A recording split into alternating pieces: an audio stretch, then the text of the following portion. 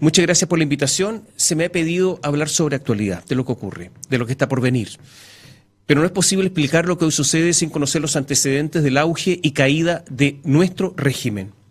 Estamos asistiendo al fin de un ciclo que se inició el 11 de septiembre de 1973. Esa revolución es la que se extingue en estos días. Son sus creencias, su arquitectura jurídica y sus fundamentos económicos los que van a cambiar. Espantados, muchos no entienden lo que ha pasado y se preguntan, ¿por qué nos ocurre esto si lo hemos hecho tan bien? Y repiten como una cantinela verdades, sus verdades, datos y números. Que en 23 años la clase media más que se duplicó, que pasó del 23 al 58%. Que nuestro país tiene el mayor PIB per cápita de América Latina, superando en un 60% el promedio de la región. Y el segundo ingreso per cápita después de Panamá, que nos pasó hace poco tiempo. 8 de cada 10 estudiantes universitarios hoy son la primera generación en la universidad. El 67% dice estar mejor que hace 40 años y dicen que sus hijos viven mejor que ellos. La pobreza en 1990 alcanzaba el 38% de la población, hoy llega al 8%, eso es antes de pandemia. Hay un automóvil cada 4 habitantes, hace 25 años había un auto cada 15. Hace años que desapareció la desnutrición infantil y el problema es la obesidad infantil.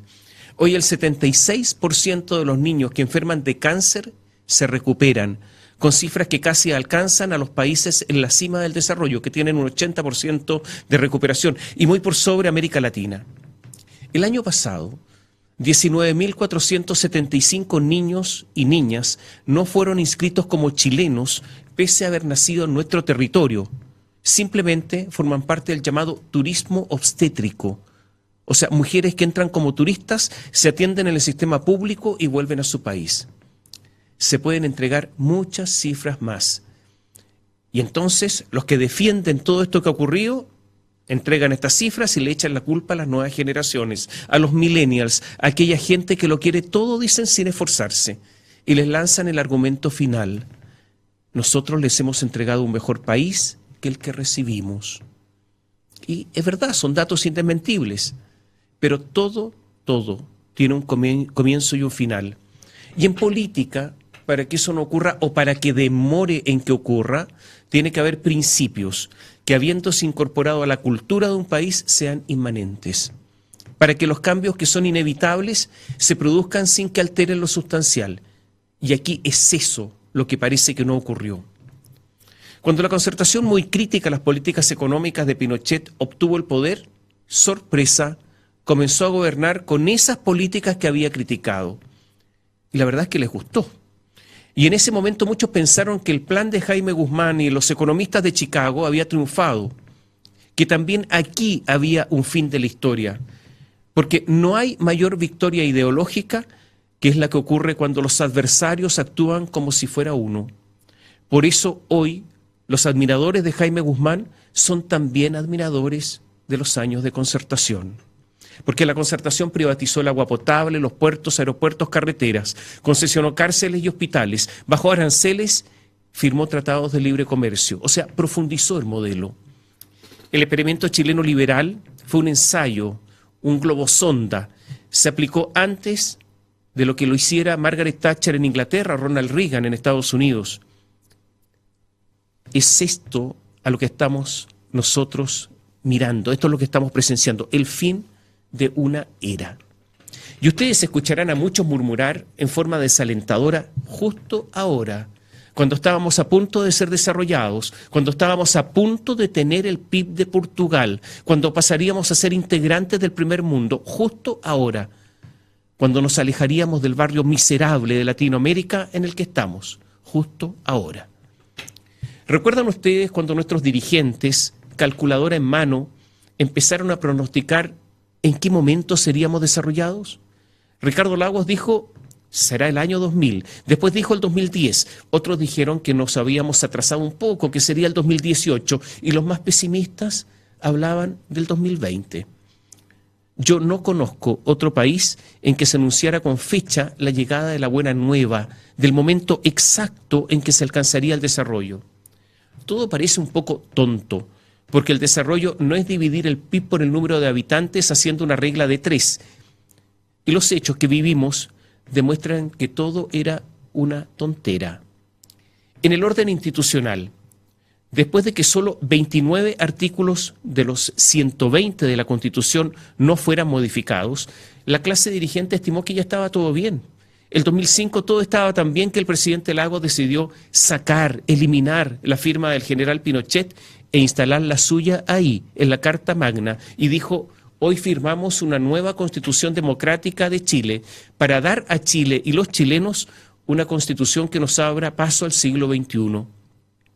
Contamos con una Constitución que ya no nos divide y por una mayoría abrumadora. A ver, recordemos, una mayoría de 150 votos a favor, solo 3 en contra y una abstención, la clase política hizo suya la Constitución de Pinochet.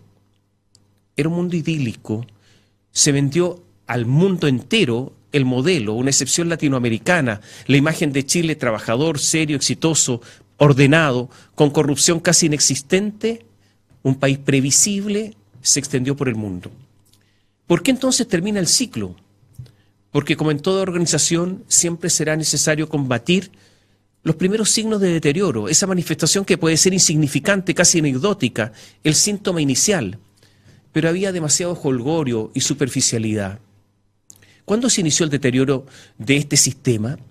Sería injusto decirlo porque no lo sabemos, pero sí podemos recordar los 3 o por lo menos 2 últimos años muy malos del sexenio de Eduardo Frei, donde gobernó una troika y no él, de los graves errores cometidos para enfrentar la crisis asiática. Y debe haber sido a comienzos del 2000, cuando se empezaron a notar signos. Hasta ese momento, un maestro, un trabajador de esos eficientes, inteligentes, hábiles, a veces se transformaba en empresario, contrataba a otro, seguía trabajando duro y ese ímpetu se comenzó a perder. Y a riesgo de cometer alguna injusticia, veamos algunos signos de decadencia de instituciones que comenzaron a licuarse, como cuando se conocieron los sobresueldos a ministros y subsecretarios en tiempos de Ricardo Lagos. Y en ese momento el director del Servicio de Impuestos Internos, Juan Toro, hombre de confianza exclusiva de Lagos, resolvió que esos dineros no pagaban impuestos. Pero es que no es que acaso que el principio indica que todo ingreso genera renta y por lo tanto todo ingreso tributa. Sí, pero no para ellos. Ahí no se aplica. Jorge Burgos, subsecretario de la época, devolvió el dinero y nadie más lo hizo. Y no solo eso, los demás lo odiaron por ese gesto. Y después vendrían muchos casos de amables condonaciones tributarias y la grotesca manipulación del Servicio de Impuestos Internos bajo la administración de Bachelet para acusar solo a algunos del financiamiento delictual de la política. Cuando se decidió terminar con todo, se nombró al director actual, Jorge Barraza, para que hiciera la faena, que por cierto, a ese funcionario lo mantuvo Sebastián Piñera, porque en esto no hay diferencias entre Bachelet y Piñera. Las universidades, para algunos, un verdadero templo del conocimiento y de respeto a los profesores. Las universidades, el lugar donde hay un intento en serio de alcanzar cierto rigor. Eso se fumó. Y no se trataba que no hubiera universidades privadas, sino que hubiera concursos para ser profesor, que hubiera exigencias, que hubiera respeto a las normas. Pero ocurre que cualquiera era profesor y los estudiantes se transformaron en clientes. Y aunque eran instituciones por ley sin fines de lucro, lucraron con sociedades paralelas. Si hasta el Partido Comunista hizo una sociedad paralela en la Universidad Arcis. Cuando al presidente Lagos se le exponían estas situaciones, lo que estaba ocurriendo con las universidades, contestaba: mire mi amigo, lo importante es que de cada 10 alumnos, 7 son primera generación en la universidad. Claro, y el otro día cuando hablaba con un estudiante de 4º año de Derecho y le preguntaba qué es la ley, me dio una respuesta confusa, algo inentendible, no lo sabía. El Tribunal Constitucional, que es fundamental en una democracia, los gobiernos de turno, junto a la clase política, los destruyeron. Los autores de esa destrucción ahora reclaman, pero se lo repartieron como si fuera un animal en el matadero. Carlos Carmona, el hombre de confianza en la moneda, en tiempos de concertación se fue de la moneda directamente al tribunal. Cuando fue presidente, y su voto era dirimente, siempre votó a favor de la tesis de gobierno. Quien hoy preside el tribunal ahora, María Luisa Abraham, era la jefa del segundo piso del primer gobierno de Sebastián Piñera y se fue directamente de la moneda al tribunal. además de saber de derecho poquito, dijo por ignorancia que el tribunal es una tercera cámara, que es la gran crítica que hace Fernando Atria. Ella lo dice por ignorancia, él por ideología. Si quieren saber algo más, hay una columna de hace algunos meses que se llama El Tribunal Constitucional y su fauna. El Tribunal Constitucional y sus faunas. Yo se la recomiendo. Y naturalmente es imposible obviar el lobby desembosado. Enrique Correa, Cristina Vitar entre los principales. Enrique Correa, asesor de Soquimich, asesor de la Iglesia Católica, asesor de los militares, asesor de la Fundación Salvador Allende, directivo de la Fundación Salvador Allende, todo al mismo tiempo, con un consejero en el Consejo de Defensa del Estado que al mismo tiempo era ejecutivo de alto nivel de su empresa de lobby Imaginación. Todo sin límites. A mí me sorprende que a estas alturas todavía haya empresarios que lo sigan contratando. Y nos contaron que en Chile debía imperar el mérito y el esfuerzo, y hay que entender de una vez por todas que el lobby es contrario al mérito y al esfuerzo. Los empresarios influenciando para que los ilícitos que cometan o que cometen jamás tengan pena de cárcel. Porque en Chile ninguna persona con patrimonio va a la cárcel. Es como si alcanzaran la santidad una vez alcanzado determinado patrimonio. Delitos económicos, uso de información privilegiada, abuso de posición dominante, con sanciones mínimas. Si hasta el presidente Sebastián Piñera fue sancionado por el uso de información privilegiada en un negocio de LAN. Y es el presidente Sebastián Piñera que, pese a sus enormes recursos, tuvo financiamiento legal para sus actividades políticas. ¿Y se acuerdan de Inverlink y Eduardo Monasterio y de la Polar y de las sociedades cascadas de su SQM? Y más atrás, de los que siendo administradores en representación del Estado se quedaron con el negocio eléctrico y que ahora varios de ellos mandan cartas pontificando y sin que nadie les reproche algo. En Estados Unidos, un banquero no puede tener conflicto de interés porque es depositario de la fe pública. Y por lo tanto en Estados Unidos a los banqueros le dicen, señor, usted quiere ser banquero, dedíquese al banco y nada más. Bueno, resulta que el banquero Andrónico Luksic ha pagado 5 veces lo que le costó el Canal 13 con las pérdidas que ha sufrido. Pero ¿para qué lo tiene si no es un negocio? O mejor dicho, hagamos la pregunta de otra manera, ¿qué negocio es? Y lo mismo pasa con Álvaro Sayé. El sistema, además, este sistema se basaba teóricamente en la libre competencia, en un mercado donde hubiese muchos oferentes y muchos demandantes, porque el mercado es lo más eficiente, nos decían, para asignar los recursos. Hasta que esos actores que decían todo eso empezaron a concentrarse y dejó de operar el mercado. Entonces salieron con una explicación que el mercado chileno es chico y por lo tanto esto no puede operar, pero si nos dijeron que eso era lo mejor, no, pero es que ya no puede operar. Y se echaron al bolsillo lo que habían proclamado y a muchos convencido. Por eso aquí hay una derrota cultural. Búsquenla, están las causas. Y ahora se angustian y reclaman y se toman la cabeza a 2 manos. El retail durante años cobró intereses usureros y así se hicieron de un enorme capital y fue un robo, a vista y paciencia de todos. Y las grandes empresas concentradas, retail, supermercados, empezaron a trabajar con el dinero de los empresarios pequeños porque les pagaban a 180 días y funcionaban con el dinero de ellos. Y en los tribunales funciona el lobby para nombrar jueces y ministros. Y están los operadores judiciales, esos personajes que trafican influencias y que son tan bien acogidos por jueces, abogados y políticos. Y hasta el día de hoy siguen operando. Y escucho decir a algunos jueces que son pro algo, yo soy pro algo. En un país normal, un juez que diga hecho, a eso lo echarían a patadas, porque es la legislación la que puede ser pro algo, pero no los jueces, que siempre tienen que ser imparciales. Entonces muchas veces llega a los tribunales con el juicio perdido de antemano y nadie dice nada. No voy a hablar de Carabineros, ya sabemos los múltiples delitos que ha cometido, de su falta de profesionalismo, tampoco del Ejército y sus propios delitos cometidos por la cúpula militar, entre otras. El Contralor General de la República tuvo una disputa con la subcontralora. La controversia se basaba sobre algo simple, la aplicación del artículo 3, no de cualquier ley, de la ley orgánica de la Contraloría, la que ellos lo rige. El Contralor perdió 3-0 en la Corte de Apelaciones y 5-0 en la Corte Suprema. Paliza. 8 jueces le dijeron que no sabía interpretar la propia ley orgánica que lo rige. En un país normal, una persona que tiene una función de interpretar la ley ante esa derrota renuncia. Pero ¿saben ustedes cómo se arregló todo? El Contralor negoció con el gobierno hace unos meses. Y en la ley de presupuestos del año pasado, la que rige este año, le agregaron una norma. Y entonces ya el subcontralor no es subrogado, el contralor no es subrogado por la subcontralora, sino que él designa a quien lo subroga. Hicieron una ley con una norma, con nombre y apellido que se agregó a la ley de presupuesto que nada tiene que ver con el presupuesto. Y para peor, modificaron mediante una ley simple, una ley orgánica constitucional que requiere quórum especial. Y esto lo hicieron el gobierno y el contralor que debe velar por la legalidad. ¿Me entiende usted, ustedes, por qué el asunto se vino abajo? Porque siguen haciendo las mismas cosas.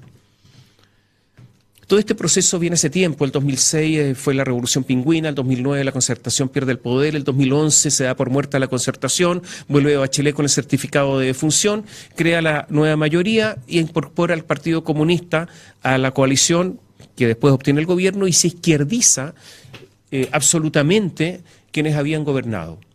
Y se produce un vacío enorme en el centro político. Mucho revuelo provocó, por ejemplo, que algunos demócratas cristianos dijeran que no leyeron el programa de Bachelet. Pero hay algo más interesante. Los más grandes empresarios de nuestro país, los más influyentes, sí leyeron el programa, pero no lo creyeron. Entonces pensaron que se iba a repetir el primer gobierno de Bachelet, cuando recuerdan que gobernó con algo que se llamaba expansiva, los liberales. Bueno, resulta que esos empresarios financiaron la campaña de Bachelet, que fue absolutamente millonaria. Fueron torpes, no inocentes. Es un signo de deterioro no solo político, sino que también cognitivo. El cambio del sistema electoral contribuyó a dinamitar además el sistema, porque en la fórmula que existía, que era el binominal, el problema era que ganaba un candidato con menos votos que otro. Y resulta que lo reemplazaron por otro en que pasa exactamente lo mismo, pero produjo algo más. Una dispersión de partidos políticos. Hoy día en Chile hay 17 partidos políticos, por eso es muy difícil gobernar. Y ha habido deterioro institucional, por ejemplo, con la feroz inmigración ilegal, porque normalmente la inmigración se hace en la noche, se hace en fronteras que no están bien resguardadas, se hace poniendo en riesgo la vida, pero no. La inmigración en Chile se hizo por el aeropuerto de Pudahuel, presentándose ante la ventanilla de un policía, organizados por líneas aéreas de oscuro origen, pero bien conocidas por las autoridades. Y quiero repetir eso, muy bien conocidas por las autoridades para que se me entienda. Ahora muchos andan diciendo que se habla de constitución y nadie entiende lo que es una constitución. Bueno, habrá que recordar que bajo el gobierno de Eduardo Frei Ruiz Tagle se eliminaron las clases de educación cívica y que durante 40 años a nadie le importó la formación de los profesores. Hay muchos profesores incompetentes y también muchos ideologizados, en el sentido de que no son capaces de entregar las distintas visiones que imperan en la sociedad en forma imparcial. Hoy en día, en las universidades, en muchas universidades, ser del Frente Amplio es ser conservador, para que ustedes entiendan más o menos lo que está ocurriendo. Y pese a todo, es verdad que la Concertación ha sido la coalición política de mayor éxito, por lo menos desde el siglo XX en adelante. Pero lo bueno que hizo la Concertación quedó en el olvido, porque ganaron finalmente los autoflagelantes, les refregaron los errores una y otra vez, y los de la Concertación se doblegaron. Y hoy día están sometidos al Frente Amplio y al Partido Comunista. Esa frasecita, no son 30 pesos, son 30 años, los mató. Y es el resumen de que nada sirve y que han sufrido una derrota cultural. Está finalmente la conciencia de la desigualdad. Ricardo Caponi decía en su último libro que está probado que las personas prefieren vivir más modestamente, pero con menos desigualdad. Un sector de la sociedad chilena sin merecimientos alcanzó niveles de riqueza insospechados. Se alejaron del país. Hay demasiados Lamborghini y Ferrari en las calles de Santiago. Hay más que en Milán o en París. ¿Solo se debe al mérito? ¿Solo a eso?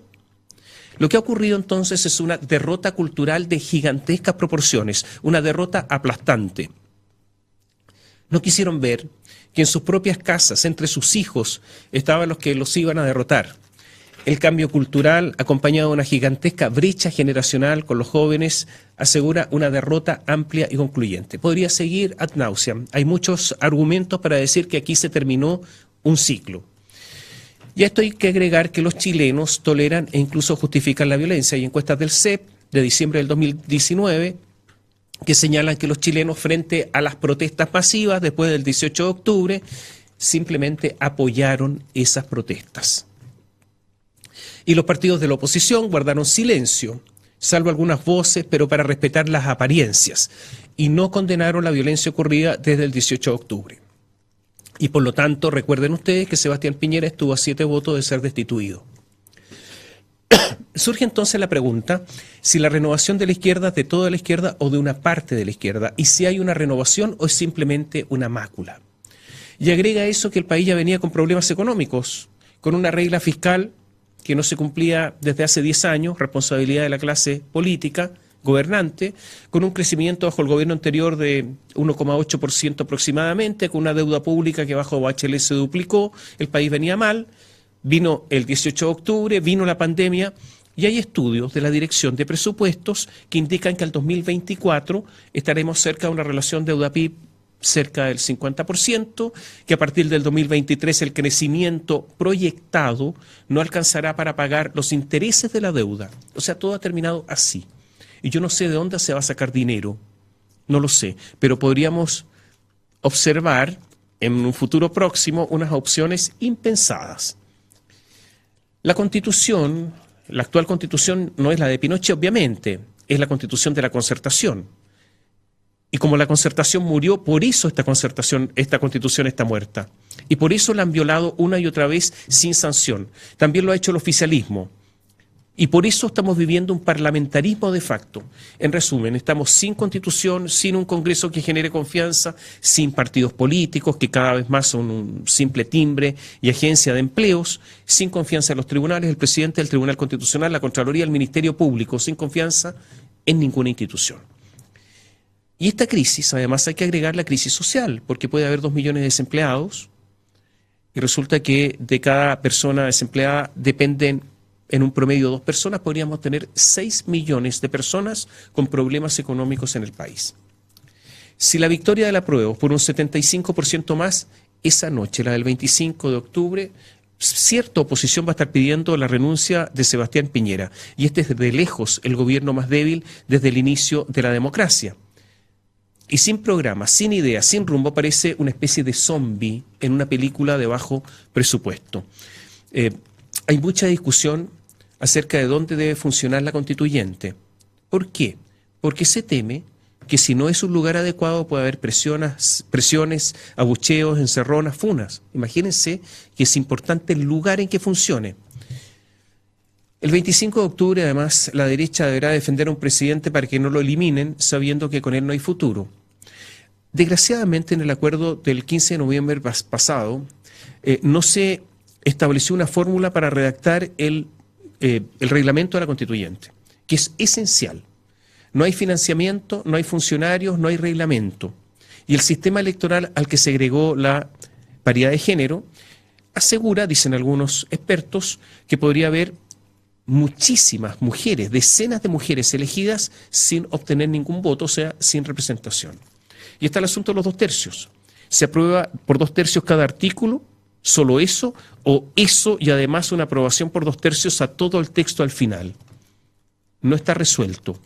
Pero Fernando Atria y Guido Girardi han dicho que si no se cumplen los 2/3 no importa.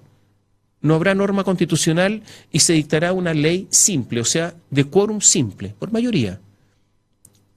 Pero ¿será posible eso? ¿O es que no rige esta parte de la Constitución y rige la antigua, la actual? ¿Será posible que convivan 2 constituciones? ¿Ven ustedes que hay demasiadas preguntas? Y frente a esto, la única pregunta que nos podemos hacer, ¿habrá una discusión razonable? Porque lo de la hoja en blanco, entiendo que solo significa no tener la carga de una constitución cuestionada, pero no que todo sea en blanco porque el recurso de protección, que es creación de esta constitución, me imagino que existirá, o se mantendrá el magnífico artículo 7. Sí sabemos que las constituciones tardan en aplicarse cuando se dictan. La del 25 tardó 7 años, hasta el 32. La de 1980 sabemos cuántos años, toda esa transición de Pinochet. Cuando se dicta una constitución, toda la legislación tiene que estar acorde con esa norma, la Carta Fundamental. ¿Cuánto demorará eso?